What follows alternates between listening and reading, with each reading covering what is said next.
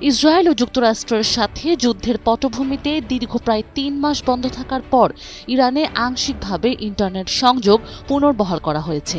গত মঙ্গলবার ২৬ মে দেশটির ফিক্সড ব্রডব্যান্ড বা ওয়াইফাই সেবা চালু করা হলেও মোবাইল ইন্টারনেট এখনো বন্ধ রয়েছে। ইন্টারনেট পর্যবেক্ষণ সংস্থা নেটব্লগস ও ইরানের অভ্যন্তরীণ সূত্র এই তথ্য নিশ্চিত করেছে।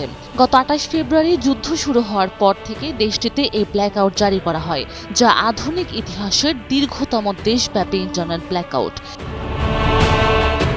দীর্ঘ ৮৮ দিন আন্তর্জাতিক নেটওয়ার্ক থেকে বিচ্ছিন্ন থাকার পর ওয়াইফাই সেবা চালু হলেও কিন্তু সোশ্যাল মিডিয়া ব্যবহারের জন্য এখনও ভিপিএন এর প্রয়োজন হচ্ছে।